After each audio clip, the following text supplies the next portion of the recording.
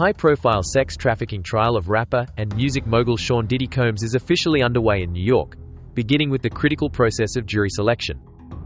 When a celebrity is involved in a trial, the celebrity status becomes very important. Jurors are starstruck, they have favorites, they see a celebrity. It's very different than just seeing a regular person.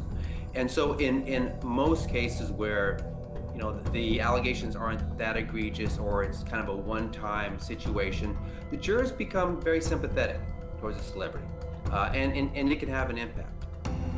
Here, however, I think it's much different because I think the case has become the celebrity.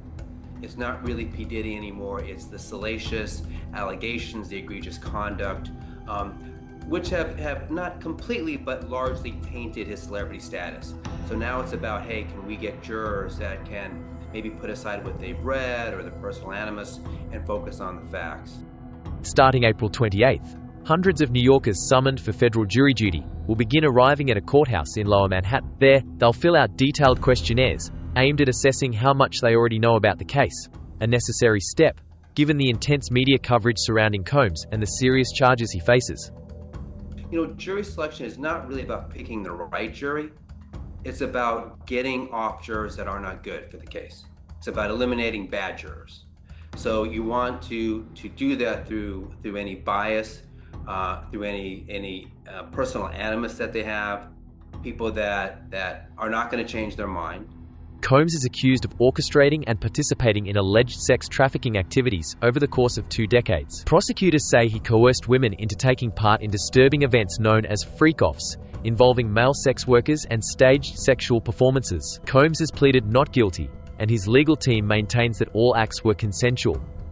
The challenge now is to find 12 impartial jurors and 6 alternates who can render a fair verdict, something that may not be easy. As one of the most influential figures in hip-hop, Combs has been a household name for decades. His lavish lifestyle, celebrity relationships, and cultural impact have been widely documented, and so have the allegations against him.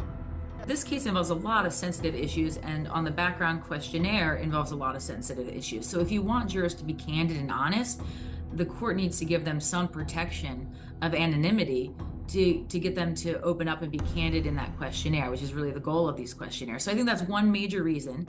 The other is to protect jurors from any potential harassment from people. Right now with online and social media, it is very easy for strangers to get in touch with people. So we're wanting to protect those jurors' confidentiality, wanting to also protect them from being unduly influenced by outside sources. Could you imagine if the names of the jurors are released and now those jurors are getting bombarded with messages on social media, on email, the people at work are pinging them, hey, I heard you're on the Sean Combs trial. So I think there's several: to protect the jurors' confidentiality, but also to protect the integrity of the trial and to encourage the jurors to be candid in their questionnaires. From national news headlines to true crime podcasts and streaming documentaries, Diddy's name has been front and center. That's exactly what concerns his defense team. Jury consultant Christina Marinakis explains that the ideal juror for the defense is someone who knows little to nothing about the case, someone who can enter the courtroom without preformed opinions or media bias. As the defense side, you're really wanting to get jurors that have not heard anything about this case or know very, very little about it, so that they come in with a truly blank slate and that hasn't had any type of bias, even unconscious bias from what they've heard in the media. Once the questionnaires are submitted, both sides, prosecutors and defense attorneys, will work with the U.S. District Judge Arun Subramanian to review responses. They'll categorize potential jurors into 3 groups: those both sides agree can move forward, those who should be dismissed, and those whose suitability remains in question. Beginning May 5th, Judge Subramanian will personally question remaining jurors during in-person voir dire, a legal process designed to reveal bias or partiality. While jurors will remain anonymous to the public, their identities will be known to the court and legal teams.